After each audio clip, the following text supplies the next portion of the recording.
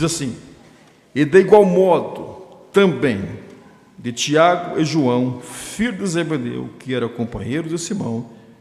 E disse Jesus a Simão: não temas, de agora em diante será pescador de homem. Eu falei que a maior pescaria quem fez foi Jesus. Eles tiveram um resultado para a empresa de Pedro, porque esse Pedro e os seus sócios, eles foram bombardeados com uma abundância de peixes nunca vista em sua história. A empresa de Pedro cresceu de uma forma que ele nunca imaginou que teria um resultado tão positivo, mesmo porque eles estavam vindo de um prejuízo, vindo de um momento frustrante. Ao encontrar a visão de Jesus, eles foram alcançados por aquela abundância de peixe. Mas o interessante que a visão de Jesus começa a ser detalhada na vida de Pedro, porque ele alcança um resultado muito significante da abundância dos peixes, e ele ouve uma palavra, porque a palavra, o chamado de Jesus para os discípulos, não teve muita explicação o que eles iriam fazer exatamente. Jesus apenas disse assim: de agora em diante será pescador de homem. Eu tenho certeza que eles não entenderam isso aqui. Eles não sabiam. Olha como a visão de Jesus é profunda. Jesus está falando de uma coisa além do que eles imaginavam. Então, quando fala pescador, eles vão pensar no peixe, no comum, no natural, naquilo que eles estavam habituados e acostumados. Mas uma das coisas que a visão de Jesus faz, como eu disse, é mexer com coisas simples, mas levar você a desfrutar de coisas sobrenaturais. Ou seja, você não vive mais a mesma coisa. Então, quando falou pescador, fazia parte do contexto deles. Mas aí Jesus fala assim: pescador de homens. A visão já mudou. A visão já foi para um patamar que eles desconheciam. Eles não sabiam o que seria aquilo. Mas como assim pescar homens? Já pescamos tudo quanto é tipo de peixe. Com certeza Pedro pensou assim: que isca que pega isso aí? Onde tem esse tipo de peixe? Homens. Como pescar esses homens? Com certeza a mente deles pensou em tudo. O interessante acontece no verso 11. No verso a seguir, ele diz assim: elevando os barcos para a terra. Ou seja, os barcos ainda estavam margeando o rio, não é? Descarregando os peixes ali. E o que eles fizeram? Levanta os barcos da terra, e levando os barcos para a terra, aí eles tomam uma atitude, deixaram tudo, olha aí, e seguiram. Porque a visão de Jesus, ela é tão contagiante, que não precisa de Jesus fazer muita coisa.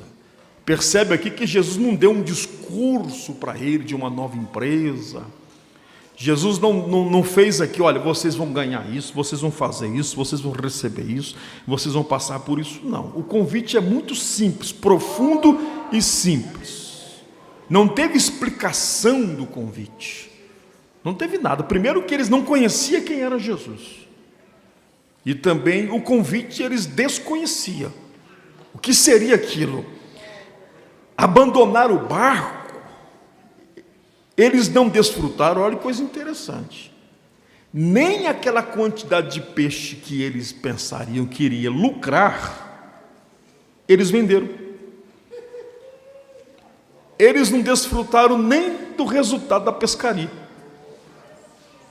porque pegou tanto peixe, Jesus falou: agora deixa isso e vem.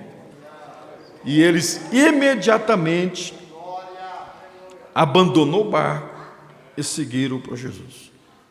Você quer saber o que aconteceu depois? Quem quer, diga amém. Amém. Não perca as próximas sextas-feiras.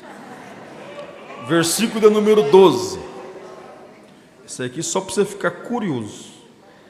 Versículo 12 diz assim: e aconteceu que estava em uma daquelas cidades. Aí Jesus já está em outro ambiente.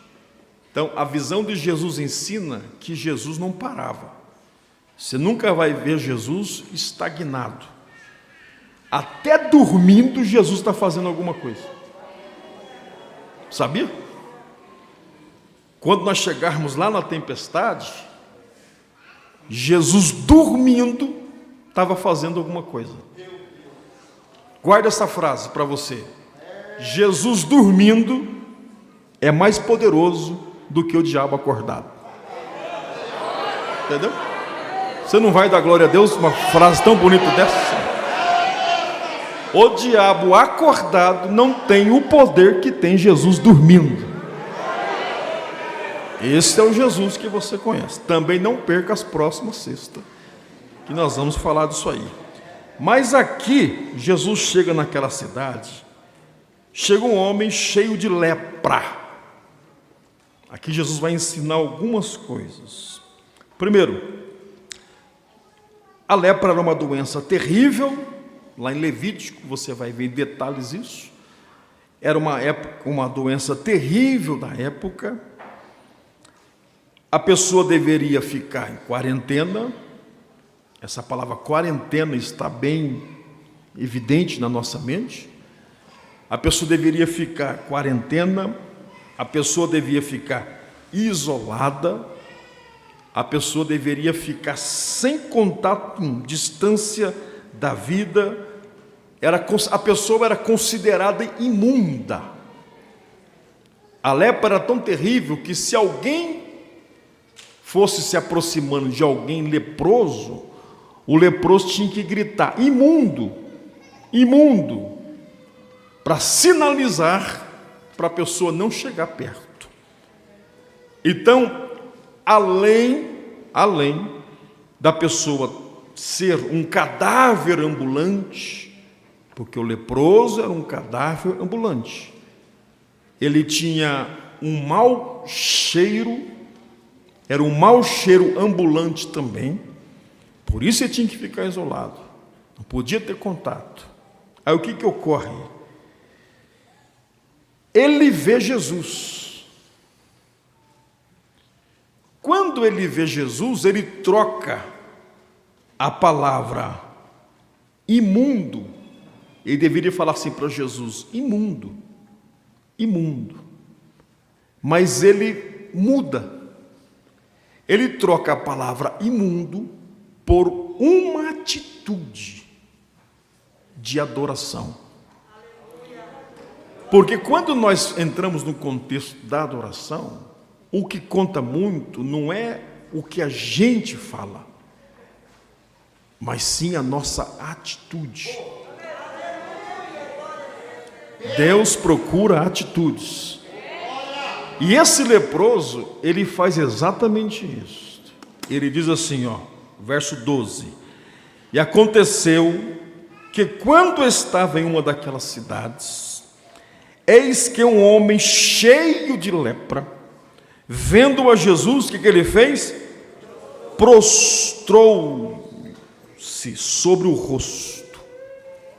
Ou seja, ele colocou, se prostrar sobre o rosto é colocar o rosto em terra. E rogou-lhe dizendo: Senhor, olha a atitude desse leproso. Ele tem duas atitudes aqui. Primeiro, o prostrar-se, que já está reverenciando, que já está em posição de adoração, de reconhecimento da divindade que ele estava próximo. E ele não reivindica, porque adorador não reivindica, não exige, não diz: Deus, tu é obrigado a fazer. Não. Adorador adora. Aí os resultados vêm através da adoração. Adorador não exige. Aleluia. Isso é culto. Culto você não vem para pedir. Pastor, mas eu posso pedir? Pode. Deve. Não é proibido. Mas o primeiro objetivo do culto não é pedir, é oferecer, é adorar. Glória a Deus. Enquanto você adora, você está abrindo o caminho para a sua bênção. DM está atrapalhando o caminhão do lixo passar. DM 7533 é a placa. Acho que já achou o nosso querido irmão ali. Deus abençoe. Então, quando você está adorando, você já está abrindo o caminho para receber a bênção. Você não precisa de exigir, você adora. Aí ele fala assim para Jesus, prostrou-se sobre o rosto, rogou-lhe dizendo: Senhor, se quiseres. Olha aí. Posição de adorador. Se tu quiseres. Bom, o rapaz estava naquela situação, ele poderia exigir de Jesus. Então ele fala assim: se quiseres, pode. Ele faz duas coisas aqui, ó. Ele é muito educado, ele tem uma posição de adorador, e ao mesmo tempo ele reconhece que Jesus podia, porque ele fala assim: se quiseres, eu sei que tu podes. Eu sei que tu podes. Agora, se esse poder estiver conectado com o seu querer, com a sua vontade, me cura. É isso que ele diz. Aí Jesus olha para ele: bem podes limpar-me. Jesus não disse nenhuma palavra de cura para ele. Jesus poderia falar para ele assim: ser limpo, fica curado. Mas o problema dele não era só a cura. Ele estava distanciado de um afeto há muito tempo. Ele estava distanciado de um contato humano há muito tempo. Então, uma das coisas que a visão de Jesus ensina é que o contato humano é muito importante. Vou dar um exemplo. Esse período que nós estamos vivendo, do não abraço, do não aperto de mão. Você percebeu como era importante? Como era importante o calor humano e tal, não é? Então, é importante. Dizem que se você abraçar uma pessoa com verdade e ficar alguns minutos abraçado, aquele abraço sincero, até a pressão arterial da pessoa regulariza, se estiver descontrolado. O poder do abraço. Se for verdadeiro, se for mentira, sobe. Se for de verdade, controla. Então, o que Jesus faz? E ele estendendo a mão. Então, em vez de Jesus curar, Jesus toca. Porque ele precisava de um toque. E esse na mão aqui no original é abraçar-se, envolver-se. Jesus abraça um leproso. E a lepra desapareceu. O normal é afastar do leproso. A visão de Jesus abraça. Isso aqui é para impregnar a paciência, o amor dentro da igreja. Por quê? Se a pessoa errou, o que a gente faz? afaste. Se a pessoa é um problema, afaste. Mas você pensa assim, mas pastor, se eu me aproximar dele ou dela que está leproso, o que os outros vão pensar? A lepra está em quem? Está em você ou está na pessoa? Está na pessoa. Então, se a lepra não está em você, você tem que fazer igual Jesus. Em vez de você contrair a lepra, produzir pureza.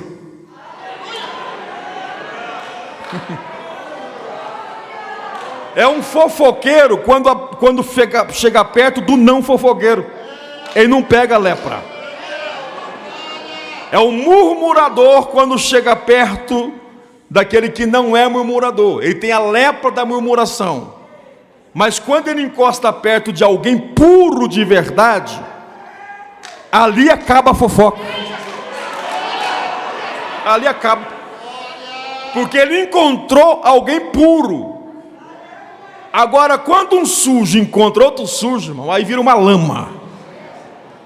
Entendeu? Agora, quando encontra um puro, um purificado, então, seja um finalizador de confusão.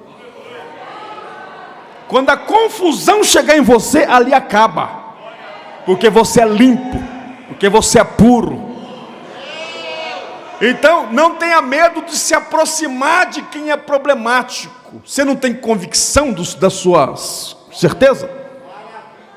Ah, mas que os outros vão dizer? Problema dos outros. Você vive pelo que os outros dizem? Você não tem convicção própria? Você não sabe quem te chamou? Ou você depende do que os outros dizem? Faz um 0800 para você, para o povo ligar e dar notinha para você. Entendeu? Se você tem convicção quem você é, você pode encostar perto de quem for. Porque você é puro. Diga para o seu irmão, seja puro. Agora, esse negócio de se afastar de quem errou, isso também demanda muito quem errou. Porque se é o meu amiguinho, se é um amiguinho da minha família, não, é uma família tradicional da igreja, aí não errou. Aí eu conheço o gabinete, eu sei como que é as tramas, entendeu? Aí a conversa muda. Não, isso é um deslize, pastor. Deslize. É igual aquele gracejo que diz que quando um pobre está lendo um jornal, está procurando um emprego. Agora o rico é intelectual. Ele está buscando informação. Então depende. Se é meu amiguinho, se é quem eu gosto, se faz parte da família tradicional, dizimista alto da igreja, carro importado, mora no Alphaville. Ah, não. Esse não erra, pastor. Aí usa até o versículo assim: temos que usar de misericórdia, não é, pastor? A Bíblia não manda a gente amar as pessoas. Não, usa até a Bíblia. Agora, quando é quem eu não gosto, entendeu? Quando é alguém que eu tenho um problema pessoal com esse problema, o divórcio dele não é problema, o pecado dele não é problema, a gente dá um jeitinho quando é amigo. Agora, quando não é amigo, irmão, ele erra o mesmo erro e a gente excomunga da igreja. Porque não faz parte da minha panelinha. E aí a gente trata diferente. Isso é lepra. Isso é falsa religiosidade. Entendeu? Porque não faz parte do convívio, a gente trata de uma forma. Jesus não era assim. Esse rapaz não fazia parte do convívio dele. E Jesus toca nele e fala assim: não, eu quero sim que você seja limpo. Eu quero que você seja purificado. E aquilo que Jesus faz não é obscuro. Ele fala assim: eu vou te curar. Agora você pode se mostrar ao sacerdote, que seria a verificação sanitária, o atestado da limpeza, pode mostrar para ele. Pode chegar ao sacerdote que você vai receber um atestado de purificação. Porque, olha, não existe meia cura. Não existe. Esse negócio de uns milagres só para fazer movimento, essas curas meia falsas, dorzinho de cabeça que o Doril resolve, entendeu? Aí fica com essas conversinhas aí, só para empolgar o povo. Não, se Jesus curou, está curado. Pode conferir, pode conferir. Não tem que esconder o milagre de Jesus. Aquilo que Jesus faz, a medicina fica assustada, a medicina não consegue explicar. Aquilo que Jesus faz, os homens podem verificar, porque é verdadeiro aquilo que ele faz. Pode conferir.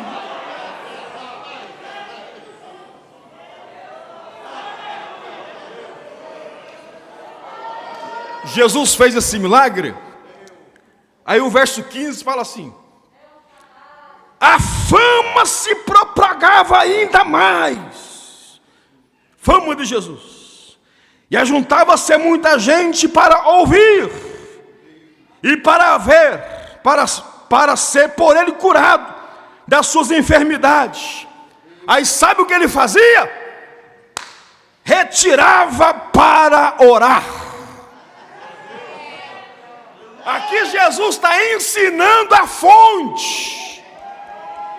Se não orar, não resolve. Entendeu? Não adianta. Fica aqueles que não podem chegar para o que a gente entende, dia de semana, aquela correria, não é? Agora, aqueles que podem chegar para orar e fica enrolando na porta da igreja, entendeu? Eu acho que pastor, obreiro que não ora, não pode nem pegar no microfone. Não pode. Não se prega uma mensagem sem orar. Não se faz a obra de Deus sem pagar o preço da oração. É por isso que o culto é vazio de Deus, vazio de pessoas. É por isso que a mensagem não tem efeito, porque não ora. Enrola, mata o tempo, faz tudo, mas não ora. Se você quer efeito na sua vida, vai orar. Você que é responsável por departamentos da igreja, vai orar para Deus te usar. Você que prega, você que dirige a igreja, vai orar. Ninguém suporta fazer a obra de Deus se não pagar o preço da oração. Jesus está ensinando aqui, e ele se retirava para buscar a Deus. O que te sustenta é a oração. E é muito importante, olha quantos pedidos de oração que vem nos cultos. São pessoas que pedem porque acreditam que a igreja vai orar. E nós temos que orar mesmo. Como é importante você orar por mim, eu orar por você. Temos que orar uns pelos outros. Mas não fique esperando só os outros orar. Vai você orar. Vai você dobrar o seu joelho e buscar a presença do Senhor Jesus. Jesus se retirava para orar. Aleluia. A oração move o céu. Se a gente conversasse na oração, o tanto que a gente conversa no WhatsApp, o tanto que a gente conversa na rede social, o tanto que a gente conversa com os outros, o tanto que a gente fala com as pessoas, a igreja seria muito mais espiritual. Nós temos tempo para maratonar na Netflix, nós temos tempo de conversar horas com a pessoa, amanhecer o dia conversando, mas não temos tempo para orar e para buscar a presença de Deus. Volte para a oração. Volte para a oração, que a sua vida será transformada. Ore, ore. Glória a Deus. Diga para o seu irmão, ore. Diga para ele, ore a Deus. Busca o Senhor em oração. Se Jesus precisava de orar, como nós não vamos orar? Como? Jesus está dizendo aqui, a oração é importante. Pega a visão da oração aí, irmão. Versículo 17.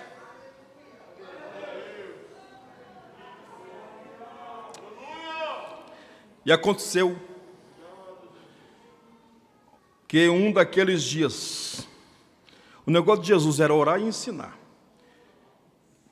Que estava ensinando, estava ali assentado. Uns endemoniados, fariseus, que é quase a mesma coisa. Doutores da lei, que tinha vindo de todas as aldeias da Galileia e da Judeia, de Jerusalém. E a virtude do Senhor estava ele para curar. Sabe aquele culto, que cada culto Deus faz uma coisa. Tem dia que Deus usa o pastor para uma coisa, tem que ser assim. Tem que ser dessa forma. Nesse culto aqui, Jesus estava virado para curar. Jesus estava com a unção da cura. Hoje eu vou curar todo mundo. Jesus estava daquele jeito. É bom, e esses doutores da lei assim, eles são complicados para essas coisas diferentes. Porque eles são cheios da regrinha. Cheio da regrinha. Se sair da regrinha, não é de Deus. Não, mas isso é fogo estranho, não pode ser. Isso não está na Bíblia, não pode. Então, só que eles também não curam ninguém. Dá uma igreja para eles dirigir para ver se dá certo. Eles não sabem fazer nada. Eles sabem sentar e pensam que igreja é laboratório para ficar analisando. Tem que analisar, pastor? Tem, mas você tem que adorar, não é só analisar. Tem que ser sensível à ação de Deus. E a ação de Deus, ela sai da nossa explicação, irmão. A gente não consegue explicar uma atitude sobrenatural de Deus. E nesse culto, Jesus estava com vontade de curar. E o que acontece? Jesus estava dentro daquela casa ensinando. E o povo sabia que Jesus estava lá naquela casa. Aí alguns homens, verso 18, transportavam em uma cama um paralítico. E procurava fazê-lo entrar, mas não podia por causa da multidão. Olha que coisa interessante no verso 19. E não achando por onde o pudesse levar, por causa da multidão, subiu ao telhado. Presta atenção aqui. Aqueles homens de boa vontade ficou sabendo, Jesus está na casa curando. Então vamos pegar esse paralítico e vamos levar até onde Jesus está. Atitude nobre, atitude cristã, atitude ética, atitude de amor ao próximo, atitude de alguém que quer ajudar alguém. Só que quando eles chegaram na casa, tinha uma multidão de gente. Multidão é muita gente. Irmãos, eles poderiam muito bem dizer assim para o colega: olha, você viu que a gente tentou. Eles tinham razão, pastores. Eles tinham razão de falar assim: a gente chegou até onde a gente pôde. O paralítico, por sua vez, não tinha nem direito de achar ruim, porque eles já fizeram demais. Então o fato de não ter acesso a Jesus não era culpa deles. É porque não dava. Estava explícito ali, é muita gente, não dá para entrar. Mas o interessante é que aqui entra duas coisas que você precisa de ter. Diga comigo, fé. Segundo, diga comigo, inteligência. Tá. Não adianta você ter só fé. Não adianta você só orar. Você tem que ter percepção, inteligência, de ter umas atitudes para anexar a fé. Porque se você não sabe, o divino, ele trabalha ligado com o humano. Trabalha junto. Tem coisa que não depende só da sua fé. A fé impulsiona. Te impulsiona. Mas aí você tem que ser inteligente. Um exemplo. Vai ter prova amanhã da faculdade, não sei o quê. Eu vou orar.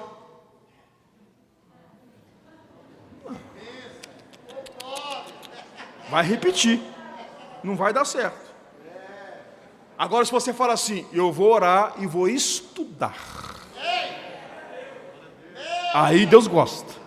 Você uniu fé e inteligência. Exemplo. Nós vamos reformar esse templo aqui. Quem diz glória a Deus? Glória a Deus. Isto é fé. Agora, se a gente ficar assim, vamos orar. Vamos orar.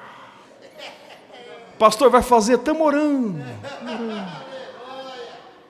E Deus fala assim, será que eu vou ter que mandar um anjo pintor, pedreiro? Não.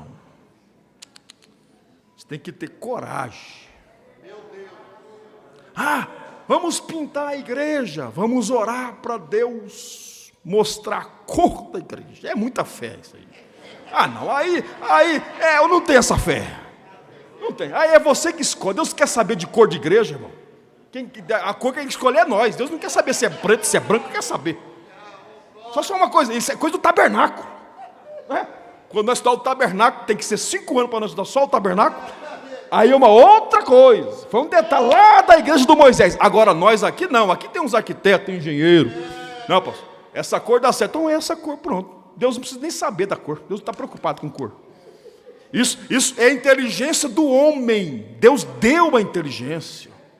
Deus deu. É a mesma coisa da ciência. Não é? A máscara que você tem que usar, isso é inteligente. Não, eu tenho fé e não vou usar mais máscara. É para usar.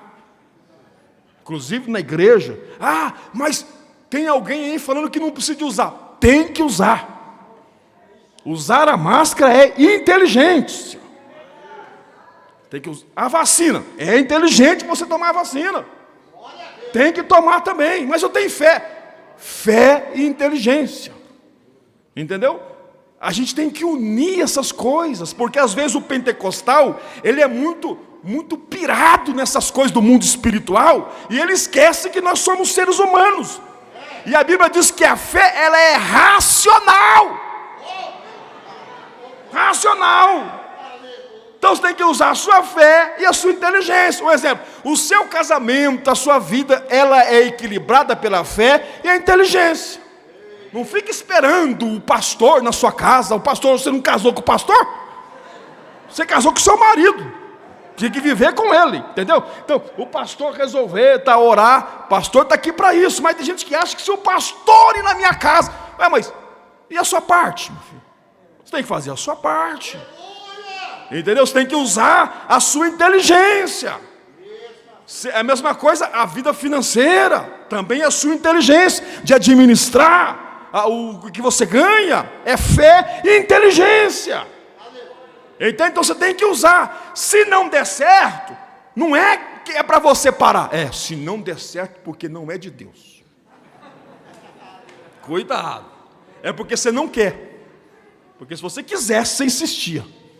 Entendeu? Depois, lá em Atos dos Apóstolos tem uma mensagem dessa aí, um dia nós falamos isso aí. Então, aqui, eles podiam pensar assim, não é de Deus, vamos voltar para trás.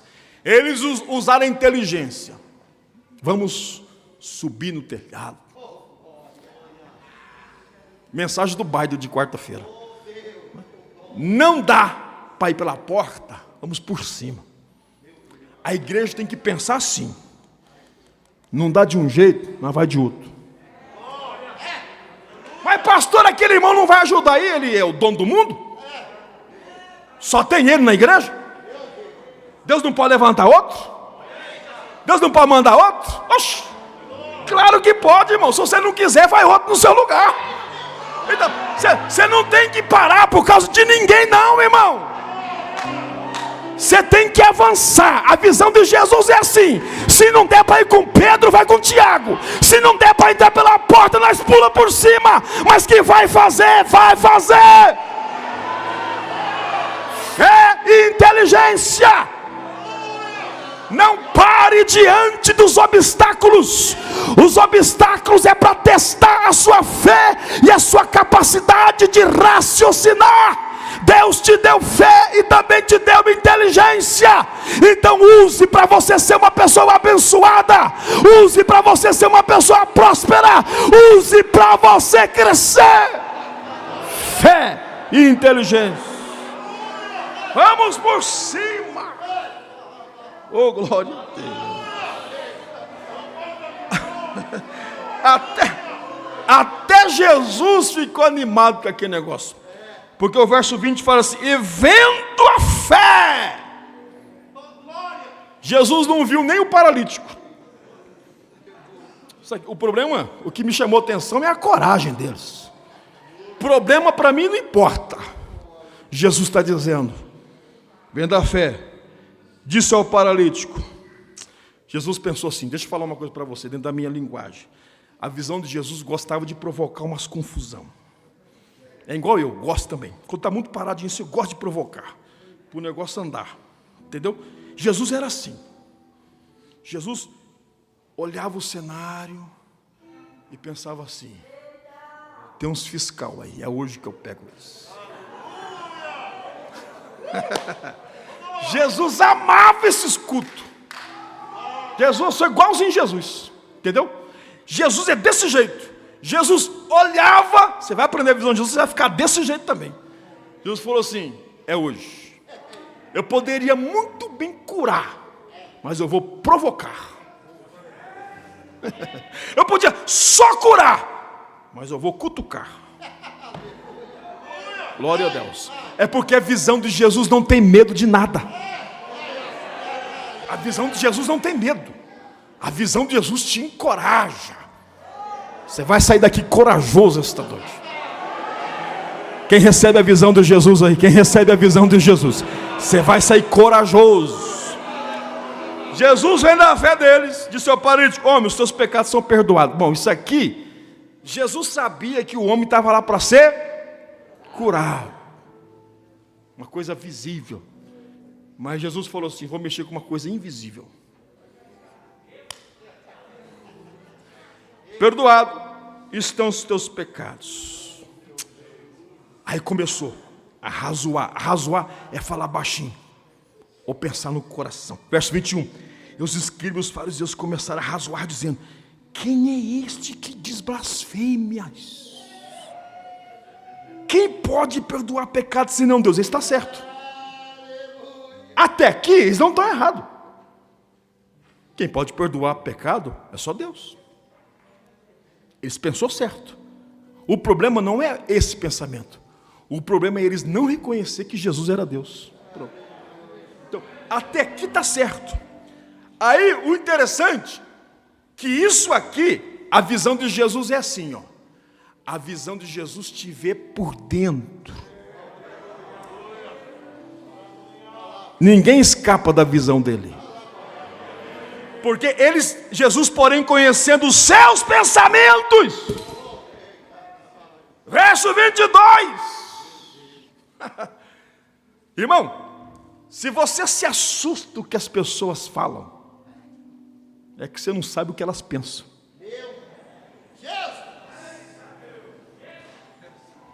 Se a gente pudesse ver o que as pessoas pensam, o que de fato aquela pessoa está pensando quando ela está falando contigo. Já pensou? Graças a Deus que Deus não deu esse poder aos homens, porque senão o que ia acontecer? O que ia acontecer? Então, só que a visão de Jesus conhece os falsos, os amém mentirosos, os tamo junto interesseiro, entendeu? Ele conhece tudo isso aí. Aí a Bíblia diz assim, e Jesus, porém, conhecendo os seus pensamentos, respondeu-lhes, o que vocês estão pensando aí no coração de vocês? Eu estou jejuando e orando para Deus me dar esse poder de ver o que está no coração da pessoa. É brincadeira, não vai ficar com medo não, mano. Jesus diz assim, o que vocês estão arrazoando no vosso coração? Vocês estão contra isso aqui? Vocês não estão de acordo em eu perdoar o pecado desse paralítico? Aí Jesus, ele dá uma esnobada aqui. Ele fala assim, qual é mais fácil? Escolhe aí. Escolhe qual é mais fácil. Dizer, os teus pecados são perdoados, ou dizer, levanta e anda. Eles não podiam fazer nenhum dos dois. Eles sabiam criticar, sabiam murmurar, sabiam discordar, mas não sabiam fazer nada. Não tinha poder nem de perdoar e nem de levantar ninguém. Aí Jesus dá uma crescida aqui. ora, para que saibais que o Filho do Homem tem poder sobre a terra, poder de perdoar pecado. Disse ao paralítico: toma a sua cama e vai para a sua casa. Oh, glória a Deus. Jesus está dizendo aqui: a minha visão ela é completa. Além de perdoar, além de sarar a alma doente, pecaminosa, eu ainda tenho poder de curar o físico do homem.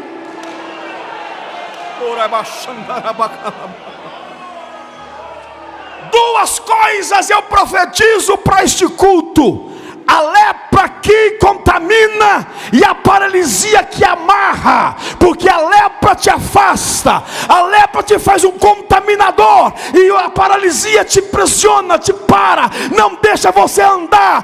Deus esta noite tira a lepra, Deus esta noite tira a paralisia, pelo poder da visão de Jesus, pelo poder da visão de Jesus. Levante as duas mãos e adore ao Senhor. A visão de Jesus te cura e te levanta esta noite.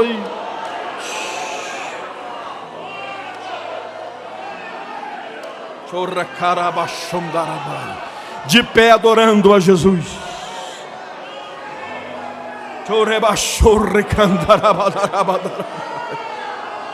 Oh, aleluia, aleluia, aleluia.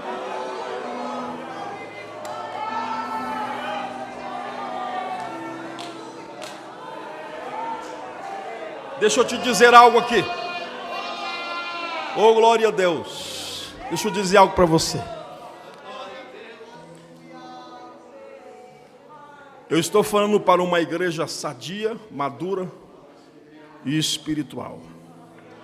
Falando em espiritual, quero agradecer a irmã Laércia e todas as irmãs que foram ao Belém hoje, na nossa igreja. Deus abençoe a Maria Alice, as dirigentes, minha esposa, por ter levado as irmãs hoje ao Belém. Deixa eu falar uma coisa para você. Vou falar isso debaixo da autoridade da palavra. Estou falando a uma igreja sadia e a obreiros, homens de Deus, que eu respeito todos que estão aqui. São servos de Deus, que têm experiência com a obra de Deus aqui na sede das congregações, conhece a palavra e conhece a visão de Jesus. A Bíblia diz o seguinte, pastor João Batista: todos ficaram maravilhados. Todos. Quando eu falo todos, eu falo dos mais de 400 mil habitantes de Diadema. Todos. Esta igreja vai alcançar toda esta cidade. Vou falar de novo para você melhorar o seu glória a Deus. Esta igreja vai alcançar toda esta cidade. Toda. Você crê no poder da oração? A nossa irmã ali, ó, eu esqueci o nome dela, é uma santa de Deus da oração. A sogra do Mãe Irene, que eu sei que ela é uma... Nunca nem conversei com ela ainda. Mas eu olho para aquela irmã e eu vejo escrito assim, oração, está escrito ali. Você vê Deus na vida dela. Porque quem ora começa a aparecer com Jesus. Começa a aparecer. Tem semblante que andou com ele. Nós vamos unir a nossa oração. É todos. É todos. Todas as congregações que eu nem conheço ainda. E vou demorar um pouquinho de chegar em todas. Mas Jesus já está lá. Eu não sei quantos bairros tem essa cidade. Eu não sei. Mas Deus fará que todos fiquem maravilhados. Pode marcar isso aí. Porque é Deus que está falando. Está gravado. É Deus que está dizendo. Todos ficarão maravilhados, porque vai ter prodígio nessa casa. Prodígio. Prodígio através desse livro aberto.